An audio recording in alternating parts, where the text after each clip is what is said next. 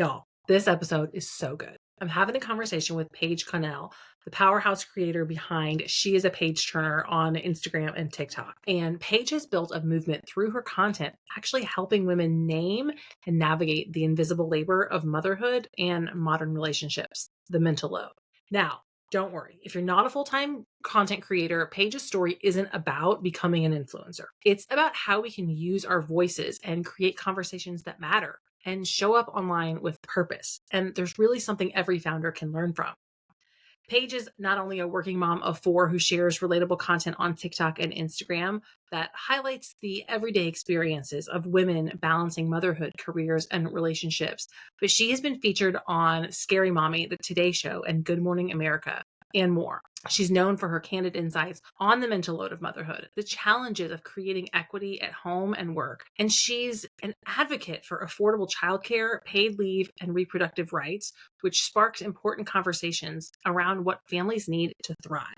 In this episode, we're going to talk about the mental load, setting boundaries for your personal brand, and what it really looks like to create sustainable, high-impact content as a business owner and mom.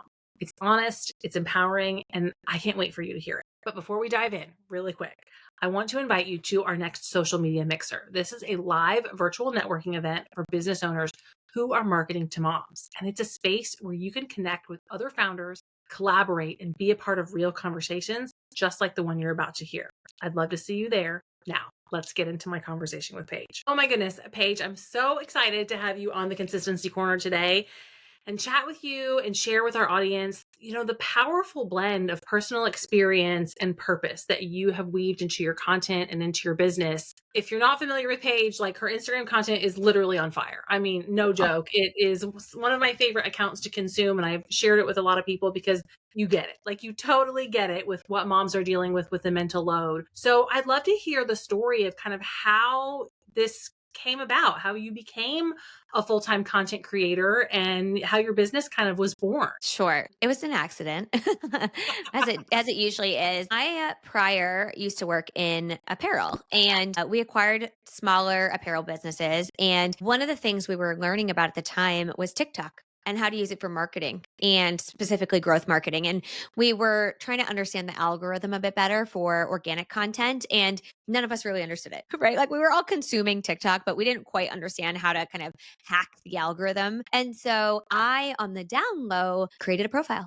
And I was like, you know what? I'm gonna be brave and I'm gonna post something and I'm gonna try to figure this out. And so I decided to make a silly handle that is not my name, which confuses everybody, and post videos about my life. I didn't know what else to talk about. I didn't have a niche. I wasn't there for any real specific reason other than to try to understand TikTok. And so I started posting about being a working parent, a working mother in particular, and my experience of that. And at the time, I was about 6 months postpartum with my youngest, who is now almost 3. And I just started sharing bits about my life. And it was interesting because I would share things that seemed like no brainers to me or conversations that I would have with my friends that I really wasn't afraid to talk about, but were really eye opening for other women and conversation starters for these kind of like larger ideas. And specifically, the very first time I went quote unquote viral was talking about my childcare costs and how much I spend on childcare. And it wasn't just how much I spend, it was the response to that, which was like, then why do you even have a job? And so I responded to that, right? And kind of shared my perspective on why I work and why it's important to me. And so it was interesting. I really just kind of stumbled into this. And about 6 months in, I realized,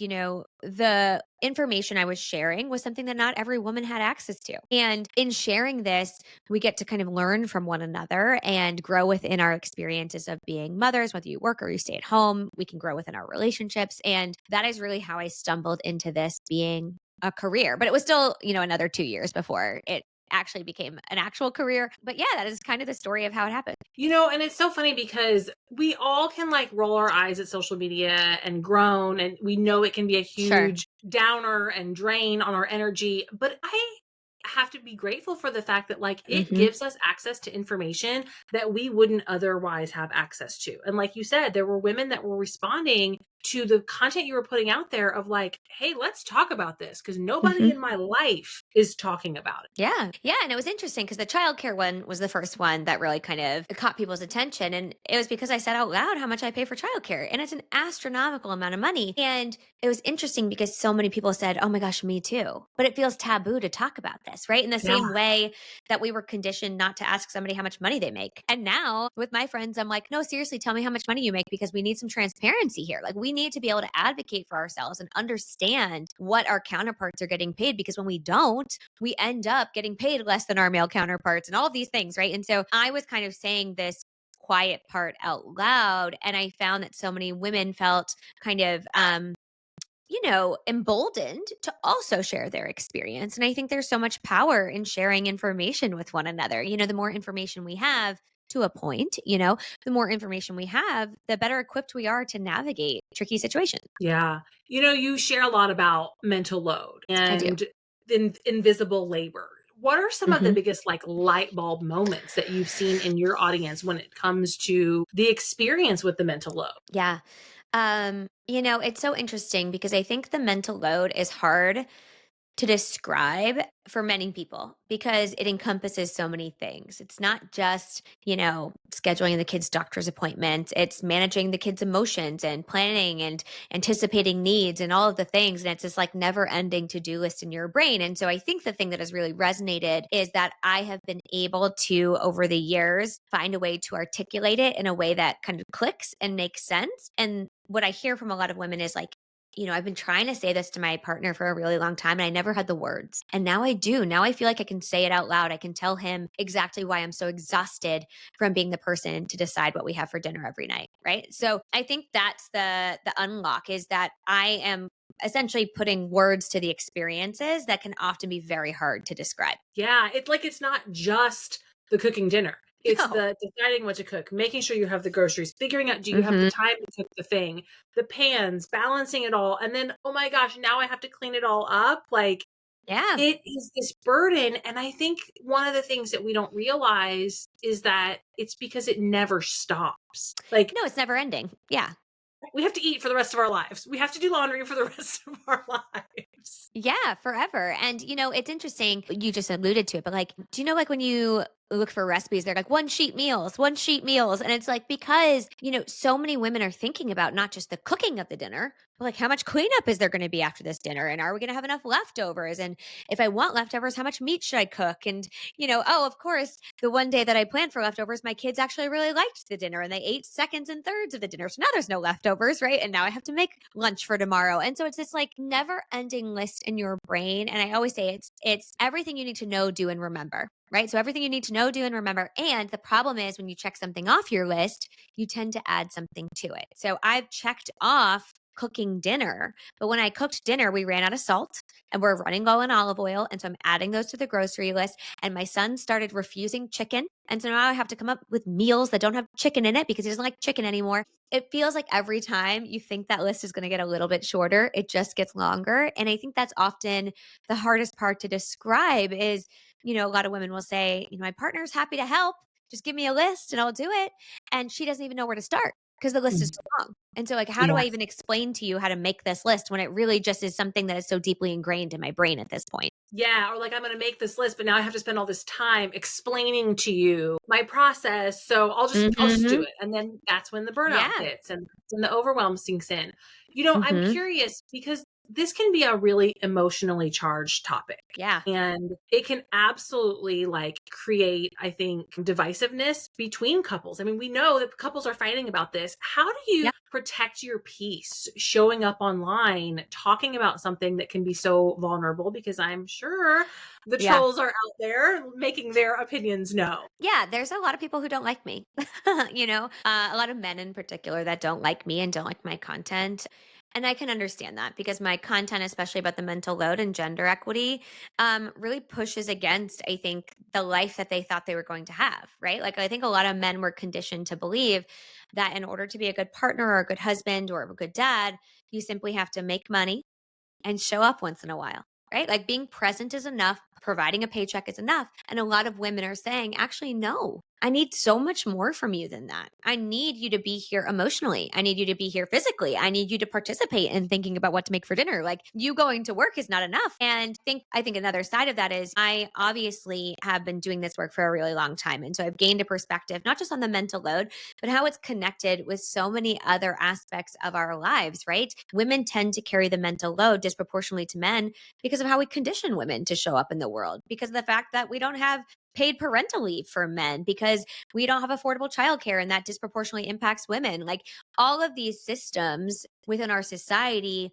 kind of set us up for this dynamic, right? And so what can be really hard about it, whether online or in our own relationships, is that oftentimes when we bring it up, bring attention to this, it feels like a failure, right? It feels like your partner failed or you failed or we failed. It feels like, it's our fault. How did we not know to avoid these dynamics? And I always tell people at the end of the day, this mental load issue, this disproportionate work that women carry, it is not an individual failure. This is by design, right? By default, we end up in this position. And so if you've ended up here, it's not your fault. It's nearly impossible to avoid it. You really have to be so aware of it to really be intentional about avoiding this dynamic. And so I think that's the hardest part, is that couples will very much feel like it's me against you, right? Like it's my mental load versus your mental load, and we need to like go tit for tat. And in reality, I try to reframe that perspective and say, like, no, actually, it's us against the problem.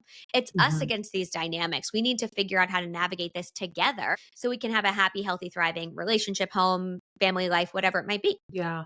I'm curious. I'm thinking before you had to navigate the trolls, you probably had to navigate some of these conversations within your own household. Totally. And, for your husband, I know one of the things that like my husband and I will have the conversation about, because I talk about the mental load a little bit in my content. And he's like, it looks like you're throwing me under the bus. And I'm like, it's Hmm. not about you. It's about Hmm. the systemic problem. Yeah. Yeah. It's so funny. My husband doesn't care anymore. I think like at first when I started talking about it, he's like, I don't mind that you're talking about it. Actually, he's like, I just can't watch it because it gives me anxiety.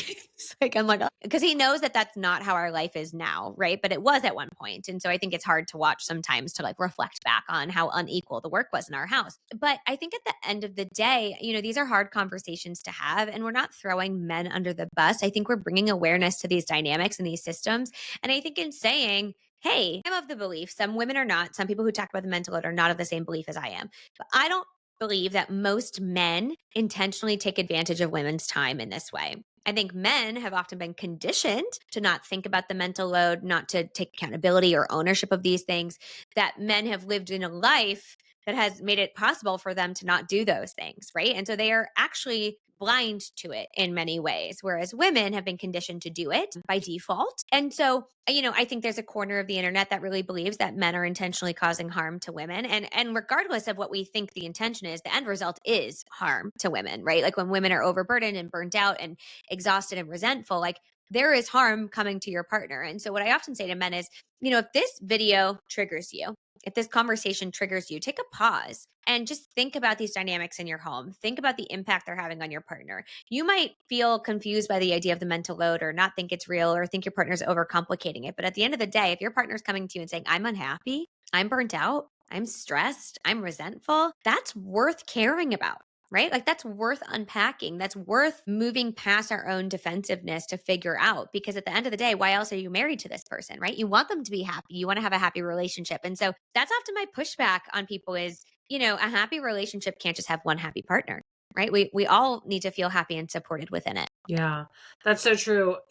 As you've been building your content and stepping into the role of a content creator, has it felt like balancing that personal brand along with like a mission? Has that Mm. felt any conflict for you at all? Or how have you navigated that? Yeah, it's so funny because I think the stuff that I talk about is like no brainer stuff. Like I don't think it's controversial at all. I'm like, wait, why are we mad that we're talking about the cost of childcare? Like, who's angry that I said my husband cooks dinner every night? Like, this is so weird. And I think part of that too is based on kind of my own lived experience, right? Like, my life is pretty quote unquote like normal for the people in my community, right? Like, there's lots of Mhm. dads cooking dinner and there's lots of dads doing pickups and drop offs. But I also know that, like, where I live, there's not a lot of stay-at-home moms. And I know that in corners of this country, there are a lot of stay-at-home parents, right? And the dynamics are different. And so to your point of like what we learn on the internet, right? My worldview has changed based on being online because I get to see the lived experiences of so many other people. But when it comes to my brand, when I was sharing initially, I was just sharing my experience and I didn't think it was controversial and I didn't think it was like these big conversations. I thought these were like normal conversations that everybody was having. And what I've learned is that these are actually like really weighted, really emotional topics for a lot of people. And it's unpacking these layered things in our country, capitalism and patriarchy and all this stuff. I obviously now 3.5 years later or 3 years later am much more well versed, and I've talked to thousands of women. I've read books. I've interviewed people. Like this has become my job at the end of the day. And so it's funny because I think people get very confused. Like I'll be like, "Oh, making lunch is not the mental load, but this is what it is." And people will be like, "Why are you always so stressed out, Paige?" And I'm like, "I'm not even talking about me.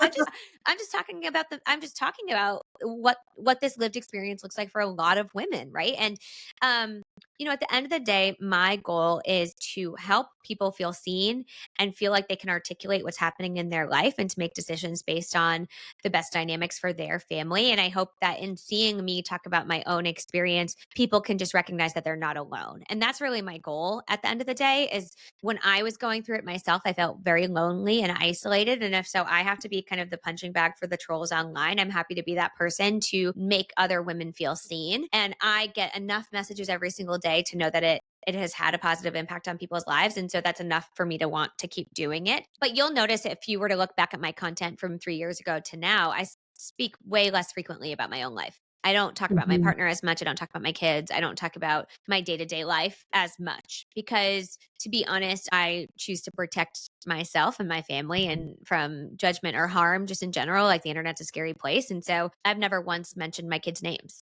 ever. And I've Mhm. never shown them in a way that you would know who they are. And so, yeah, I do that really intentionally.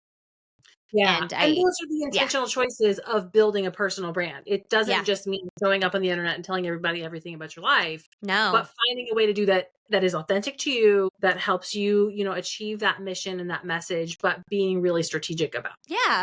And I share things about my life. I just am very careful about what I share and very intentional, like you said, about what I share. And I think that's really important. We live in a world where like the internet feels like they have like an open door to your life. They want access to information. And some woman said something to me. She's like, "You should have said this." And I was like, "I don't owe you a thing about my life. I don't have to tell you anything about my personal life. That's strange. Nobody deserves to know anything about my life that I don't want to share." But it is tricky, I think, for a lot of content creators who maybe get big sharing their life and then learn what the repercussions look like to kind of Mhm. dial it back. It can be a hard balance. And I've definitely seen people struggle with that. And I think we've all seen the rhetoric online of, "Oh, I used to love her and she was so relatable, but now she's not."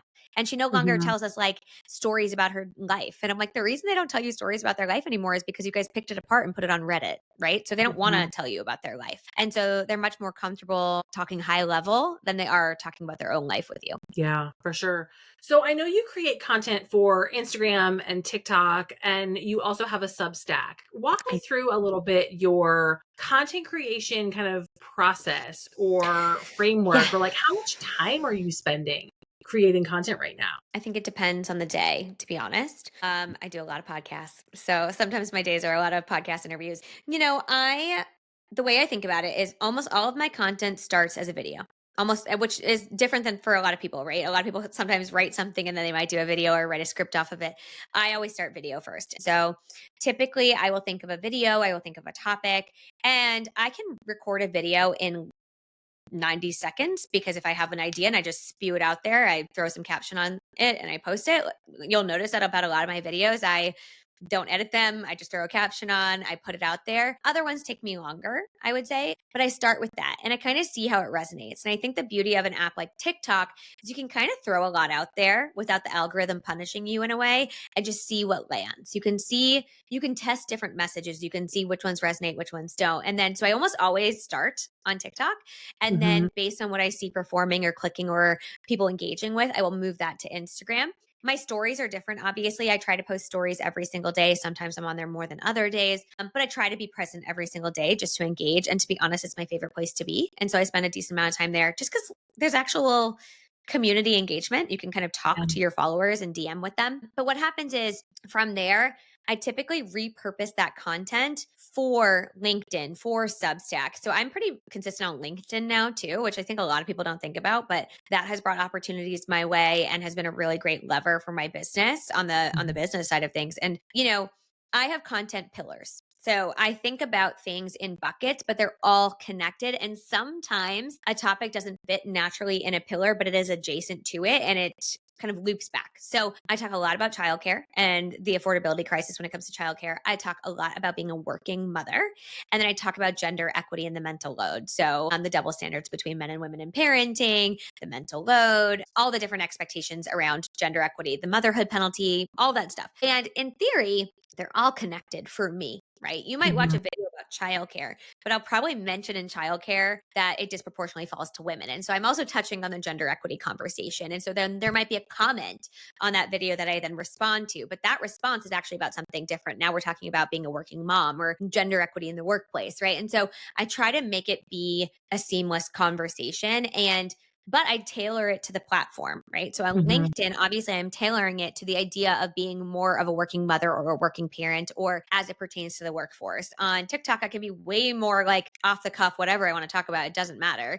That algorithm loves you just kind of putting content out there. And on Instagram, it's much more curated. Like I'm typically Mhm. putting one video a day. I'm not putting 3 videos a day. I'm seeing what's working.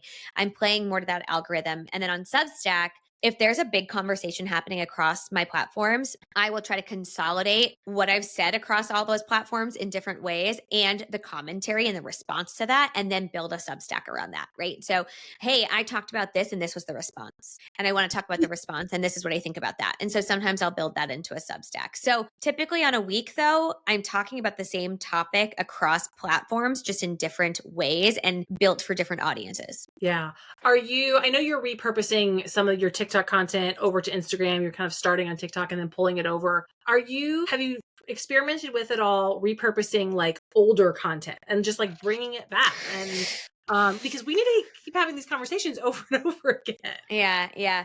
I tend to refill like I'd rather like remake a video typically than repurpose, but I have repurposed certain videos for sure. Like I'll be like, you know what? Somebody left a comment about something. I have a video where I did a stitch to something Dave Ramsey said on his podcast or show. And somebody left a comment on one of my videos and said, "Where's Dave Ramsey at?" And so then I just used that comment and like reused the video. And I was like, here, let's talk about it. And so I will do it when I think it's applicable, but most often if there's a topic like say weaponized incompetence, for example, I've talked about that probably 20 plus times at this point. And every video is very similar but different. Maybe I'm talking about some different scenario, but it's all basically the same. I tend to try to redo it with the same ideas than repurpose it. Not for any other reason than I think it's important to also be of the times, so like what's happening today, what's happening right now, what's a relevant story on social media or in the news, right? And can I tie this to that? I will try to do that. And so I think that's another thing about social media. It's no different than traditional media.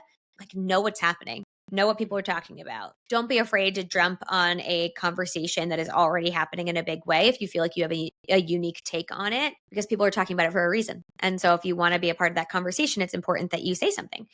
And so, I also don't go by a content calendar. I know a lot of people do. I don't. I have ideas, but I really try to see what's resonating with people in the moment.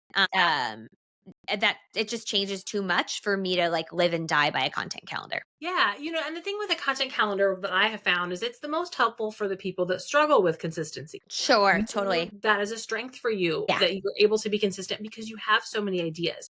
You are having conversations with your audience, which is fueling more content. And so totally. totally makes sense that you're able to kind of create in the moment. What has been some of the more challenging things for you in terms of managing your social media or content creation? I mean, I think like consistency has been easy. I think the hard part for me is social media intentionally will like blow you up and then make you feel like you're nothing again. And so I'll have a video with 11 million views and then the next week my videos get no views. And I'm not saying anything different. I'm not making different content. It's all very similar, but the algorithm at that given point is just not it's just not landing, right?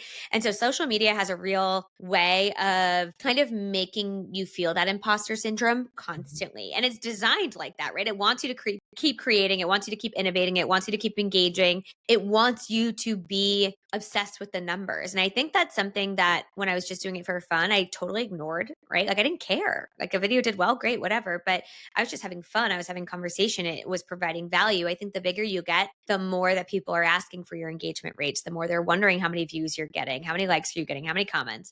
And so there's much more pressure to kind of consistently be getting certain amounts of views. And I think that pressure is different than any other kind of job because also, at least in my case, like I am the brand. It's Mhm. me. I if I'm having a bad day, it doesn't really matter. Like I am the brand. I have to be the person to represent what I'm doing. And, at least in my old job, like if I called out sick, somebody else just stepped in and nobody steps in here and that's not possible, and it can very much feel like you don't have the luxury of stepping away even when you want to because of how the algorithm works. And so I think there's an added layer of pressure for sure. Yeah, and it's about setting intentional boundaries with yourself Yeah. because you don't want to become a slave to the algorithm, but at the same time you have to understand and learn how to work with it Yeah. because it's part of it, right? Yeah. Yeah. And I say that like that it's hard not to look at the numbers. I'm also like not a numbers person in the sense that like I'm not constantly checking my engagement rate. I'm not like I don't even know how many comments I got on my last video. I don't know the likes. I'm just kind of like, did it perform wellish? Like did people respond in a positive way? Great. Moving on. I know other people who are like, my videos do the best when I post at 8 p.m. on a Tuesday. And I'm like, honestly, I couldn't even tell you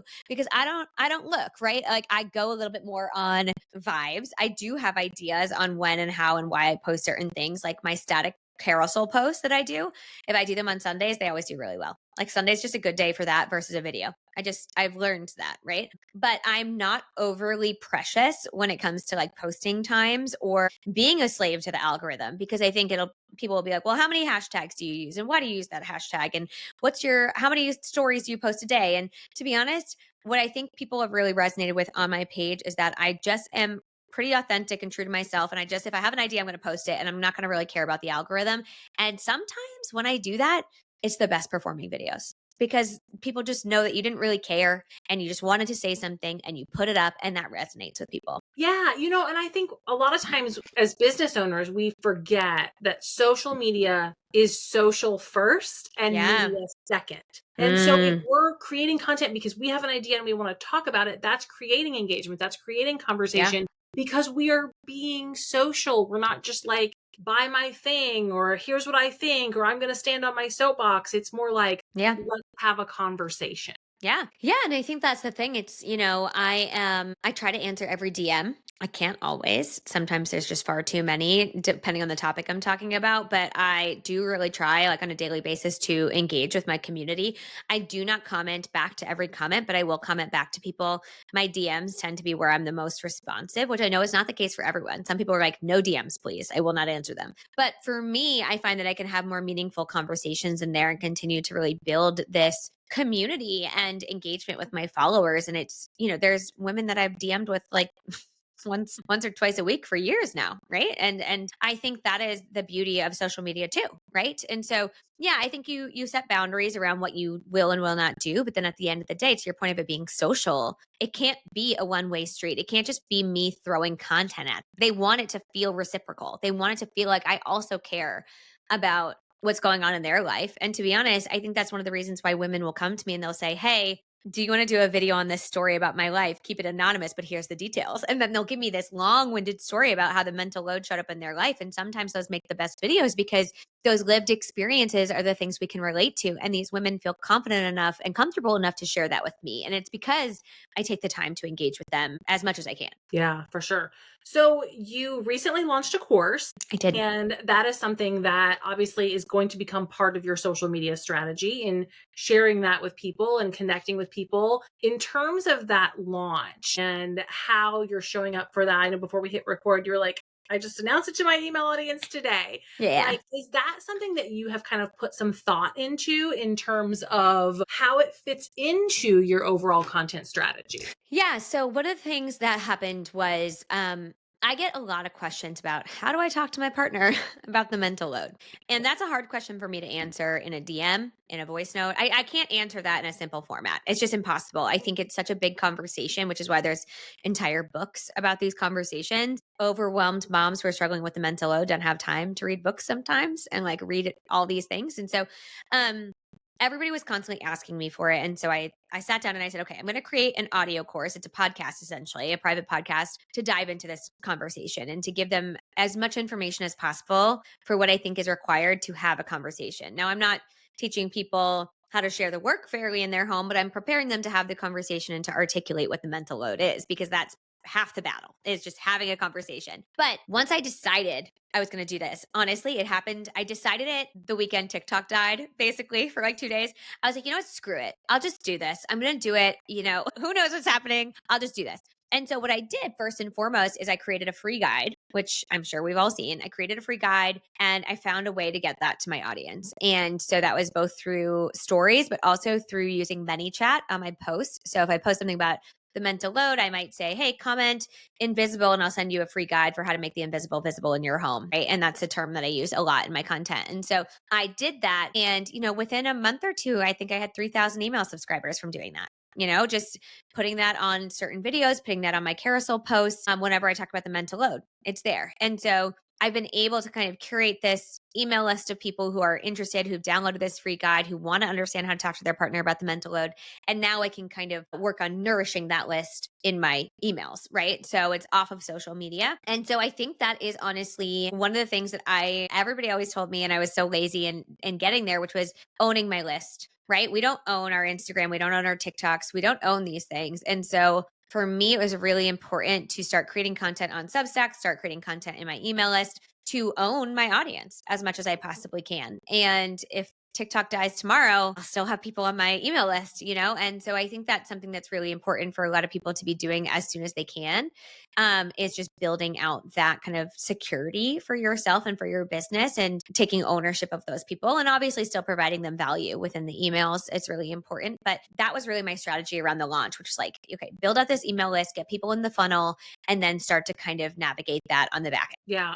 I find it really effective that you had one lead magnet. You had one tool that you were promoting. Yes. And that way you could just talk about it and talk about it and talk about it and talk about it. Because as business owners, founders, brands, a lot of times we think like, oh my gosh, everybody's heard this before, but they And they haven't. haven't. And Oh. so if we have multiple things to talk about, we tend to probably not talk about them enough. So I love that you kind of picked that one thing and went all in on it. Yeah, yeah, and it's funny because I think I get into that position myself too because I talk about this stuff all day long every single day for years now, and it's like I'm always like, are people tired of hearing me say this? And then I remember that even if a video meets 10 million sets of eyes, it's still not everybody. It's Mhm. still just a portion of the world, and it's a small portion of the people who need to hear this message. And so I no longer feel like any kind of hesitation in saying the same thing again and again and again, maybe in different ways, because it's always reaching new people and it's always reaching the people who want it. And that guide has been helpful because it's always around the same idea. And it is, yeah, it's a very clear deliverable, right? If Yeah. you want a free guide on how to talk to your partner about the mental load. And even if it's not necessarily reaching new people, I tell this to people all the time, like, think about your kids. You have to tell your kids the same thing over and over again for them to hear it. Even your Yeah. audience that has already heard it probably needs to hear it again because they are not the expert. They are not doing the level of research that you are doing. They are Yeah. not hearing it day in and day out. So hearing it more than once is okay. Yeah. Yeah. And I think actually I learned that back when I worked in an office. Like I read a book that said something about how managers have to say something 7 times for their employees to like really do it and get it. And so I remember I used to remind myself of that when I was managing a team. I was like, okay, say it again. And I do that now too, right? And obviously there'll be some people who follow me who are like, yeah, I get it, right? Like I understand. But for them, I'm creating a variety of content. I'm not talking about the same thing every day. I'm talking about it at least once or twice a week, but I'm not talking about it constantly. And so I'm trying to always bring different conversations to the table. When you land on my page, you very clearly know what I talk about and what my themes are. And hopefully that's helpful to people so they're not like, wait, what's her thing? They very clearly know what my brand is. Yeah, for sure.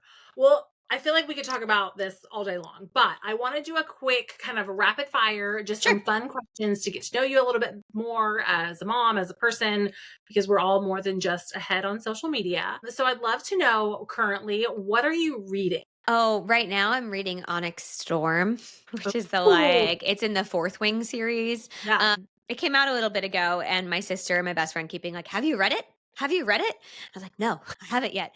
And so I had a flight last week and I downloaded it for the flight. I'm still not halfway through, but I'm reading it. that's fun. That's fun. All right. What are you listening to? And that could be either an audiobook or podcasts that you really love listening to. I listen to a lot of different podcasts, but I have found that I've actually had to taper down my podcast consumption because as a creative person, if I take in too much information and too much content, I actually can't create good content, is what I found because my brain is just too consumed with information. So, having said that, when I'm in that place where I feel like I'm having information overload, I just go to what I call like my silly brainless podcasts, which are my favorite one is called Shameless. I don't know if you've heard of this, but it's a pop culture podcast. And like, I'm like, yes, I can just like sit here and listen to like pop culture news. And their tagline is a podcast for smart people who love dumb stuff. And I just sit there and get all caught up on the latest like pop culture gossip. And, it's fun for me. I love that. Sometimes I feel like I have to just put on music. Like I listen to so many Yes. podcasts that like sometimes you just need a playlist of the songs that you loved when you were 22. Like, and Yeah. that can re-energize you. Yeah, I felt so conditioned to constantly be learning, listening to an audiobook, listening to a podcast when I'm in the shower, when I'm in the car, when I'm folding laundry, anytime I was not working or actively talking, I was listening to a podcast. And to your point, I was like, oh my gosh, it's draining me actually. We're not meant to consume this much information all of the time. And so, yeah, now I just put on music in the car most of the time. Yeah. So that leads me to my next question is how do you re-energize yourself when you are feeling drained? I am a person who really thrives on connection with people in real life. I love to see my friends. I love to see my family. I like to go to like networking events. Like I'm a person who is energized by people and conversation and being with people in real life. And so I love doing that. I just went to a conference for 3 days and it was exhausting, but I still felt so energized from the experience because I just like being with people. I know not everybody can relate to that, but for me, that is where I get a lot of my energy from is just being in community with other people. It really kind of lights me up. And I would say that plus I've been trying to be more intentional about finding time to work out. And I really like a group fitness situation because I feel like it forces me to turn my brain off, put my phone away, and really be in a room and focus on myself and my mind and my body and not be like checking my phone while I'm on the treadmill at home. So I'm trying to do more of that. Okay, well, my last one is another brand or Instagram account or solution that helps moms that you think more people need to know. Yeah, this is a tricky one because I think there's so many people out there doing amazing things. I've partnered a lot with Moms First. I'm very passionate about the childcare crisis. It is something that I really spend a lot of time thinking about and advocating for. And Moms First is an organization that I partnered with a few times that is really trying to bring more awareness to the issue, but also impact change. I think there's a lot of amazing brands out there made for moms by moms, but I also think it's so important to find ways for us to actually move the needle as much as we can. And so getting involved with organizations can be a huge part of that. And so that's one of the brands, but it's really more of an organization that I really love to partner with. So I definitely recommend people checking them out. Yeah, I love that.